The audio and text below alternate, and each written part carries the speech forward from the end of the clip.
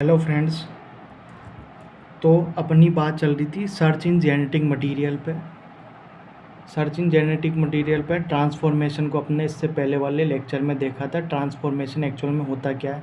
तो search in genetic material पे बात आती है कि ट्रांसफॉर्मेशन एक्सपेरिमेंट आखिर है क्या, और ये किसने दिया था। ग्रिफिथ साहब ने 1928 में, 1928 में किसके लिया था, जेनेटिक मटेरियल का पता लगाने के लिए एक एक्सपेरिमेंट लाया। तो इन्होंने क्या किया कि स्ट्रेन लिया। स्ट्रेन क्या क्या थे, S3 और R2 स्ट्रेन लिए। क्या, स्ट्रेप्टोकोकस निमोनिया के दो वेरिएंट थे। क्या थे, स्ट्रेप्टोकोकस निमोनिया के दो वेरिएंट थे, S3 और R2। इसको लिया और इंजेक्ट किया। फिर इसका क्या निकाला, रिजल्ट निकाला। किस में इंजेक्ट किया, चूहे में इंजेक्ट किया और इसका रिजल्ट निकाला। फिर देखी कि रिकवरी में मिला क्या इनको, इंजेक्ट करने के बाद रिजल्ट आया। फिर रिजल्ट के बाद इनको रिकवरी में क्या मिला, इन्होंने क्या ऐसा क्या देखा। तो आइए इस पर बात करते हैं। तो इन्होंने स्ट्रेन में सबसे पहले लिया स्ट्रेप्टोकोकस निमोनिया का एक वेरिएंट लिया। कौन सा, S3 बैक्टीरिया। S3 बैक्टीरिया को इन्होंने क्या किया कि एक चूहे में क्या कर दिया, एक माइस में इंजेक्ट कर दिया। किस में इंजेक्ट कर दिया, चूहे में इंजेक्ट कर दिया।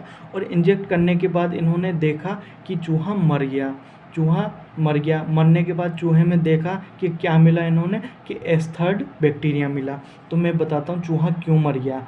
अपन ने बात की थी कि S3 जो बैक्टीरिया हैं, एक वेरिएंट S3 वेरिएंट बैक्टीरिया हैं, इसमें क्या होता है, कैप्सूल होता है, कैप्सुलेटेड होता है। तो कैप्सुलेटेड होता है क्या, इस बैक्टीरिया की सेल वॉल के बाद एक कैप्सूल होता है। तो जब ये बैक्टीरिया चूहे में जाता है तो चूहे की एंटीबॉडी इसको पहचान नहीं पाती हैं। किसकी वजह से, कैप्सूल की वजह से, कि ये बैक्टीरिया हैं, ये अपना ही कोई सिस्टम है, अपना ही कोई पार्ट है, या क्या है, अपने ही अंदर का कोई ऑर्गेनिज्म है, ये क्या है। तो चूहा क्या है, इसकी चूहे की एंटीबॉडी इसको पहचान नहीं पाती हैं कि यह एक्चुअल में है क्या।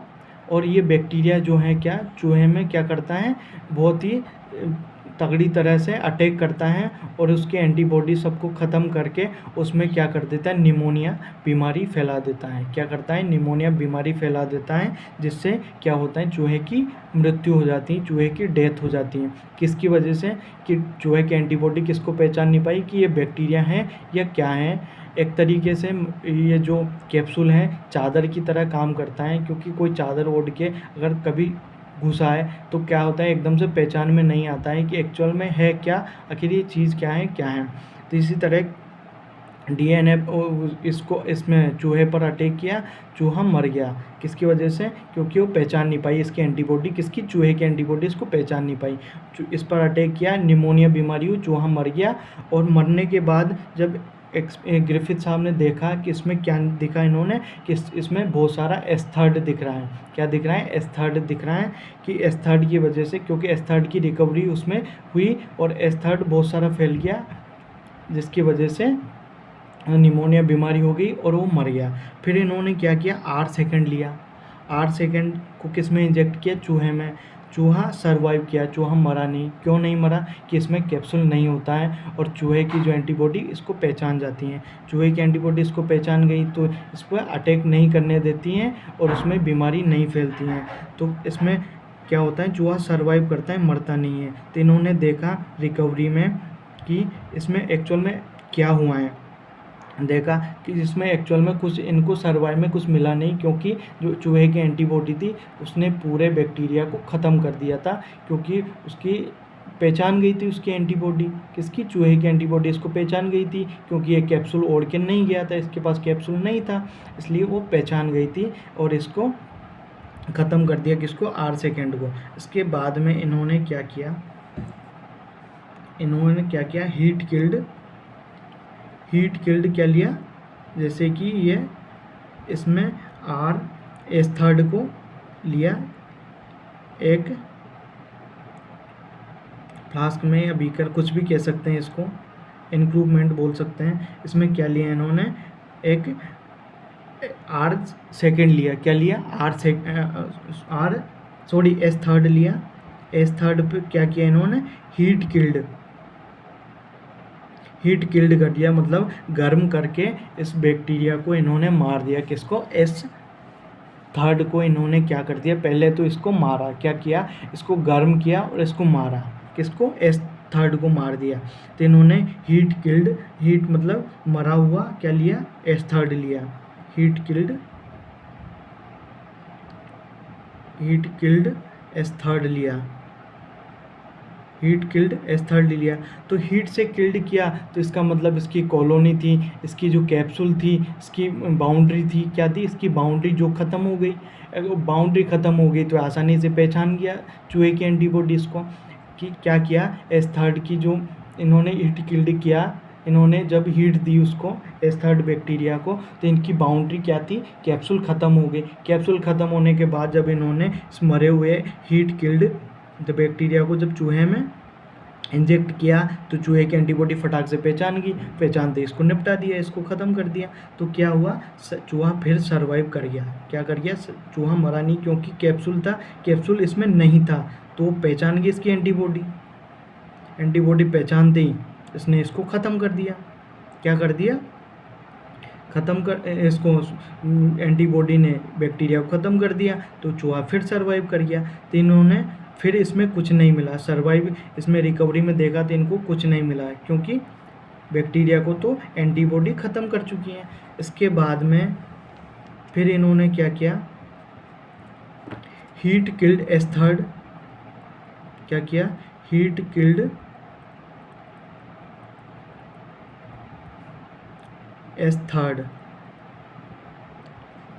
और प्लस में क्या लिया, आर सेकेंड लिया। क्या लिया, आर सेकेंड लिया। अब इन्होंने दोनों को साथ में लिया। क्या क्या लिया, एक तो एस थर्ड को लिया और आर सेकेंड को साथ में लिया और किस में इंजेक्ट कर दिया, चूहे में कर दिया। तो चूहे की डेथ हो गई। क्या हो गई, डेथ हो गई। तो ये सरप्राइज्ड हो गया। क्या हो गया, सरप्राइज्ड, क्योंकि जब हीट किल्ड था, हीट किल्ड से भी नहीं मरा चूहा पहले, और आर सेकेंड से भी नहीं मरा था। क्या, ये आर सेकेंड है, इसको डाला था तो क्या, चूहा सर्वाइव कर गया था। जब हीट किल्ड एस थर्ड को डाला था तो चूहा फिर भी सर्वाइव कर गया। फिर इन्होंने दोनों को साथ में डाला तो ऐसा क्या हुआ चूहे में कि चूहा मर गया।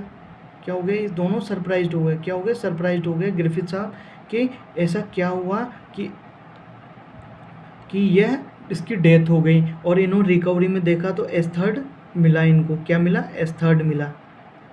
तो ये एकदम चौंक गए, एकदम से इनको सरप्राइज मिला। एक तो इन्होंने हीट किल्ड एस थर्ड लिया था, एक आर सेकेंड लिया था, दोनों से चूहा जीवित रह रहा था। अब इनको दोनों ही साथ लिया इन्होंने, तो साथ डाला इसमें चूहे में, तो चूहा मर गया। अब इसे ऐसा क्यों हुआ, सोचने लगे ऐसा क्या हुआ। फिर इन्होंने रिकवरी में देखा तो इनको क्या मिला, थर्ड मिला, जो कि मर गया था पहले ही क्या होता है, इसको हीट किल्ड किया था, हीट किल्ड से इसकी बाउंड्री तोड़ दी थी, बाउंड्री तोड़ने कैप्सुलेटेड था ही नहीं। फिर इन्होंने सोचा कैप्सुलेटेड था ही नहीं तो इसकी एंटीबॉडीज़ को पहचान क्यों नहीं पाई, किसको, इसको एस थर्ड को पहचान क्यों नहीं पाई और इसको ख़त्म क्यों नहीं किया, पता नहीं कि ऐसा क्या हुआ। फिर आगे बात इन्होंने पता लगाया, इन्होंने इसका एक निकाली, क्या प्रोसेस निकाली कि क्या हो सकता है। तो मैं आपको बताता हूँ कि फर्स्ट में क्या किया था कि जो बैक्टीरिया था, कौन सा, हीट किल्ड वाला एस थर्ड बैक्टीरिया था, heat killed S third bacteria था। इसको लिया इन्होंने, क्या लिया, इसको लिया और उसमें लिया था ना, किस प्रोसेस में इन्होंने जब डाला था तो दोनों को ही लिया था, हीट किल्ड को लिया था और आर थर्ड को लिया था। किसको लिया था, आर थर्ड को लिया था। तो आर थर्ड एलाइव बैक्टीरिया जब इन्होंने माउस में डाला था तो हीट किल्ड एस थर्ड लिया था और क्या लिया था, आर सेकेंड लिया था, एलाइव जिंदा आर सेकेंड लिया था और मरा हुआ एस थर्ड लिया था। तो इन्होंने लेने से पहले क्या किया था, जो हीट किल्ड किया था, इसको मारा था। तो इन्होंने जब इसको ताप दिया था तो क्या हो गया था, इसका डीएनए डीनेचुरेट हो गया था, क्योंकि अपन ने एक देखा था डीएनए डीनेचुरेशन एंड रीनेचुरेशन। तो डीएनए को जब हाई टेम्परेचर देते हैं तो डीएनए का क्या हो जाता है, डीनेचुरेशन हो जाता है, क्या हो जाना, डीनेचुरेशन।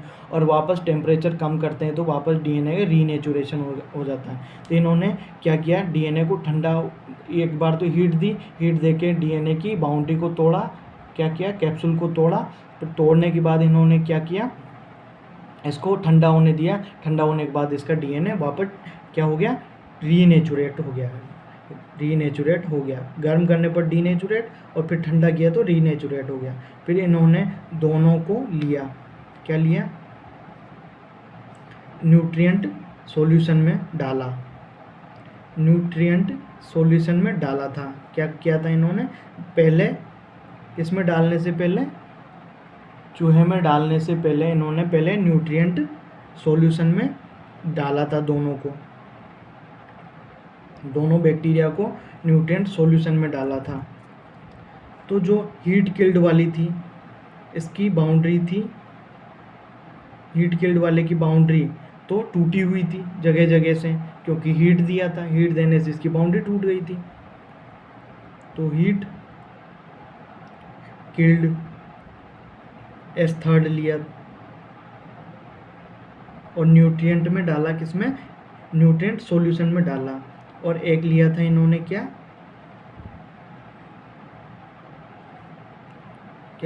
एलाइव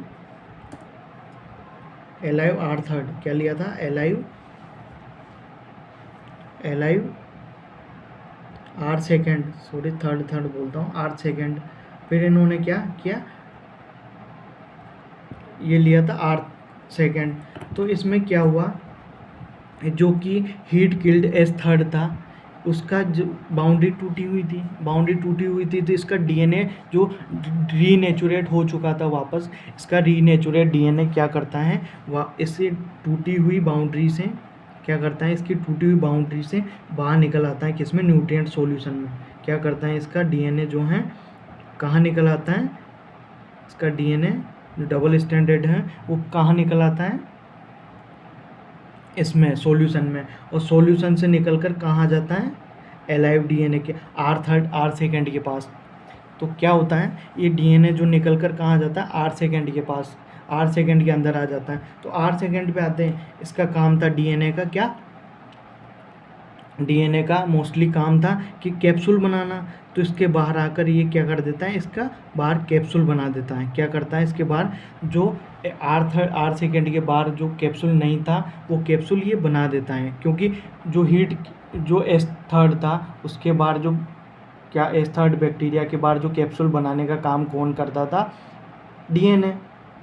और वो डीएनए हीट किल्ड करने का बाद क्या हुआ, इसकी बाउंड्री टूट गई। बाउंड्री टूटने के बाद जब न्यूट्रिएंट सॉल्यूशन में डाला तो ये डीएनए बाहर आ गया। डीएनए बाहर आकर इसको एक और बैक्टीरिया दिखा, कौन सा, R2। तो इन्होंने सोचा वहाँ नहीं तो यहाँ से ही, तो इसमें आ गया। इसमें आने के बाद ये इसका वही काम था कैप्सूल बनाने का, इसने कैप्सूल बना दिया।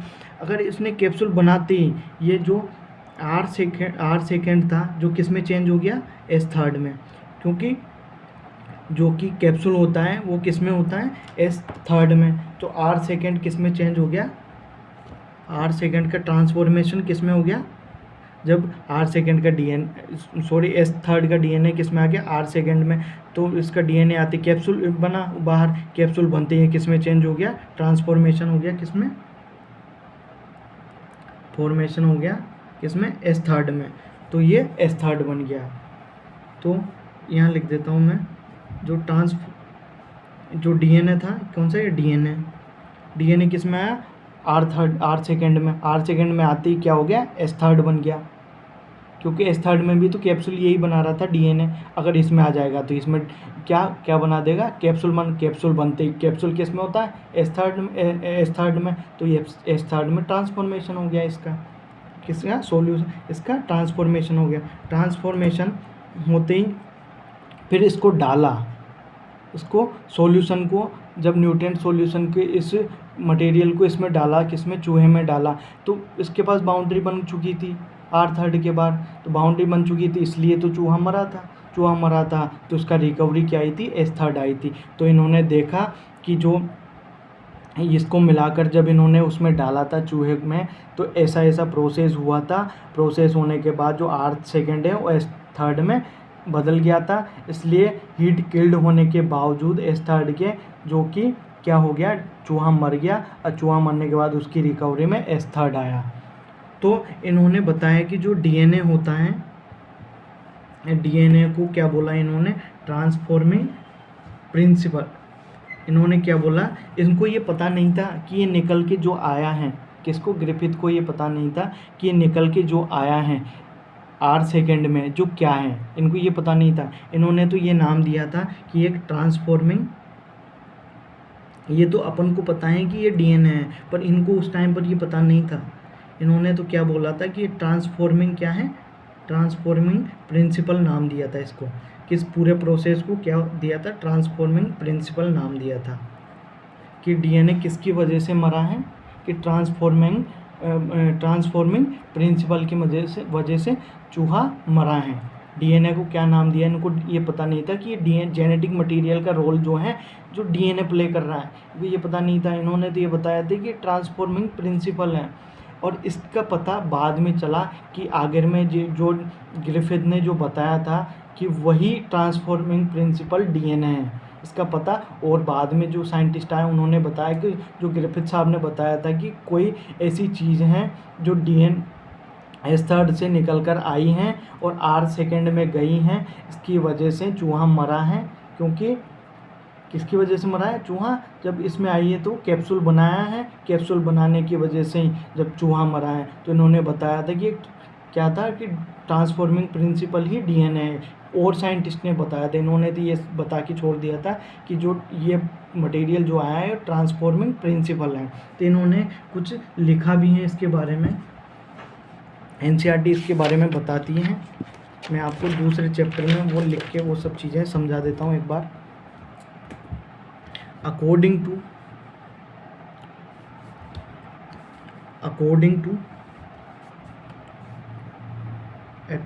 To Griffith, transforming principle has transferred. उन्होंने क्या बताया था कि जो ट्रांसफॉर्मिंग प्रिंसिपल है वो ट्रांसफ़र हो गया किसमें, हीट किल्ड S3 से किसमें ट्रांसफ़र हो गया, R2 में। ट्रांसफॉर्मिंग प्रिंसिपल नाम दिया है इन्होंने जो उसमें ट्रांसफ़र हुआ था। प्रिंसिपल हैज़ ट्रांसफर्ड, किसने, ग्रिफिथ ने बताया था कि ट्रांसफॉर्मिंग प्रिंसिपल किसमें ट्रांसफ़र हो गया, S3 से R2 में। Transferred from heat killed S3 से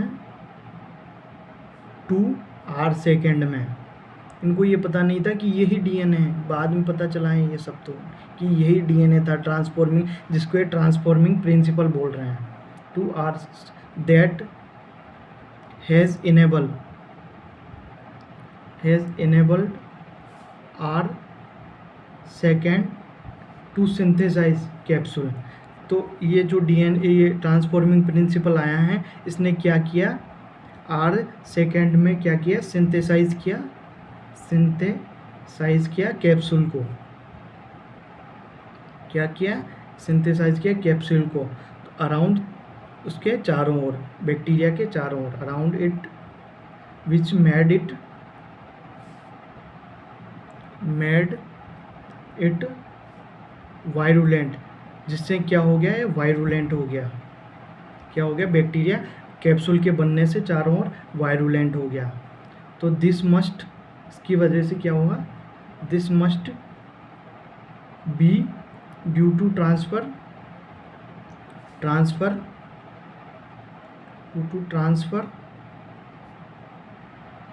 of genetic material, but biochemical nature of genetic material. Transfer to material, इन्होंने क्या बताया कि ये बैक्टीरिया किसकी वजह से वायरुलेंट हो गया, कैप्सूल की वजह से। इन्होंने फिर इसका जो बताया कि यही एक जो क्या है ट्रांसफॉर्मिंग प्रिंसिपल है, यही जेनेटिक मटेरियल का रोल प्ले करता है। क्या जेनेटिक मटेरियल का रोल प्ले करता है कि जो S3 से R2 में आया क्या प्रिंसिपल ट्रांसफॉर्मिंग प्रिंसिपल, यही जेनेटिक मटेरियल का रोल प्ले करता है और ये सिंथेसाइज करता है क्या कैप्सूल अराउंड R2 के बाहर, जिससे ये वायरुलेंट हो जाता है। क्या हो जाता है? वायरुलेंट हो जाता है। This must be due to transfer of genetic material, इसी को जेनेटिक मटेरियल बोलते हैं। इन्होंने क्या बताया ग्रिफिथ साहब ने, जो ट्रांसफॉर्मिंग प्रिंसिपल है इसी को जेनेटिक मटेरियल बोलते हैं। बट ये यह नहीं बता पाए कि